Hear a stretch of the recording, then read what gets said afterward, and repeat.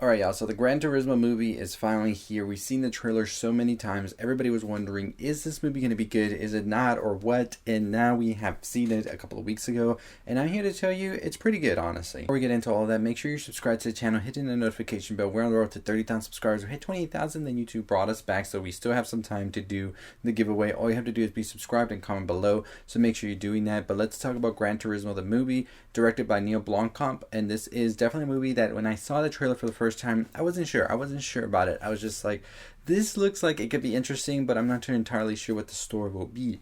Then I found out what the story is actually about, and I got a little bit more interested in the movie. I got to see it a couple of weeks ago, and I, for the most part, am surprised just how much I enjoyed the movie. The movie basically follows a true life story of one of the best players in the Gran Turismo game. As you know, Gran Turismo is a very popular racing game, and one of the more, apparently, I didn't know this until I watched the movie, it's very much so, like, physics wise, very, very close to actual racing. So that's why they started this contest in order to see who would actually get a chance to become a real life race car driver. And this kid actually wins, and he ultimately goes on to become one of the best drivers out there.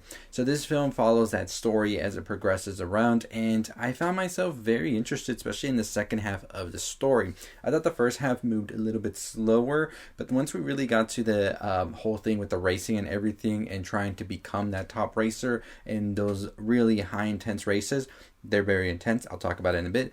I found myself really loving this film, and I think David Harbour in particular is one of the standouts here because there is so much of his character there is to love. The progression, the arc, and everything he has is just amazing, honestly, and I very much so enjoyed seeing him here. And just recently, David Harbour did speak about wanting to be known beyond Hopper, not just the Stranger Things guy and all of this, and I think this is a great start for his career going forward as he tries to sort of get away from that and shed off that whole Hopper persona as well. And I am very much so pleased with everything that happened in this movie as well when it came to the races and everything. They really knew how to make it such a high octane, like edge of your seat type sports movie where you're just anticipating what happens next. And as someone who didn't know the story and anything about it, I think that was the best way to go into this, not really looking into it, because as you see it progress and everything, it is very much a story about very much so reaching your dreams, eventually falling, tumbling all the way down, and then going back forth and trying to go back at it again. That is what this story felt like, and it was just the way it was layered and progressed throughout was very, very good, honestly. The direction was awesome. I do feel like it got a little bit too dragged out at certain points, but I feel like the great cast really brought it together. Your protagonist here is Archie Matkewi. I believe that's how I'm saying it correctly.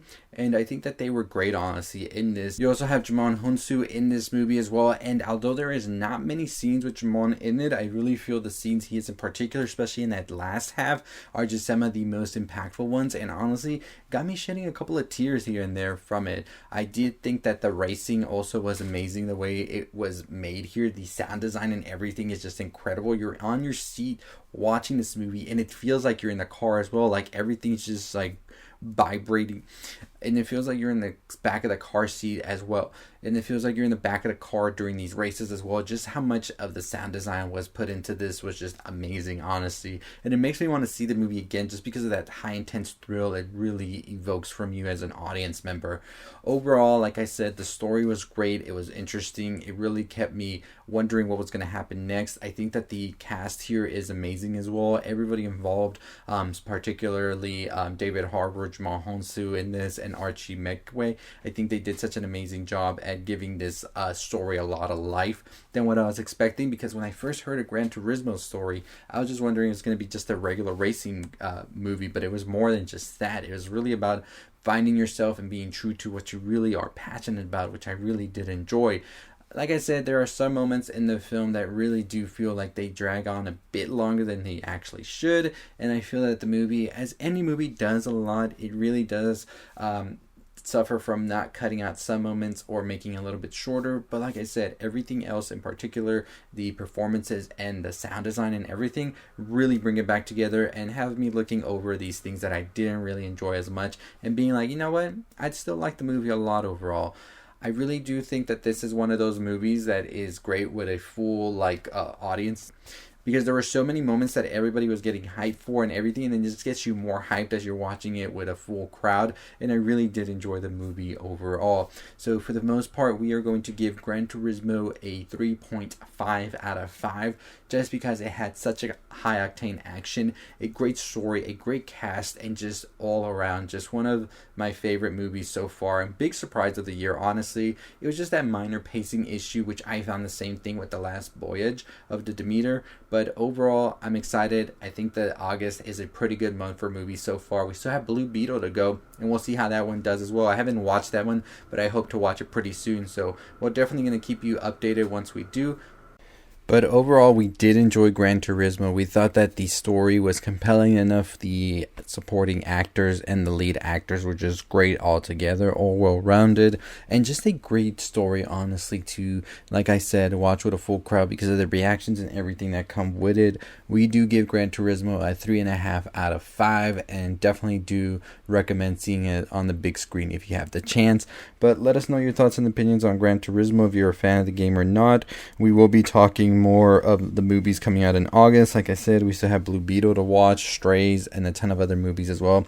So we do have our review for The Last Voyage of the Demeter as well up. So if you want to go check that out as well, that movie is coming out this weekend, and I believe Gran Turismo comes out on the 25th. So you still have a bit of time before Gran Turismo does release, and definitely get ready for it, especially if you're a fan of the game. There's a lot of moments here where it shifts from game to real life, and I thought it was just great.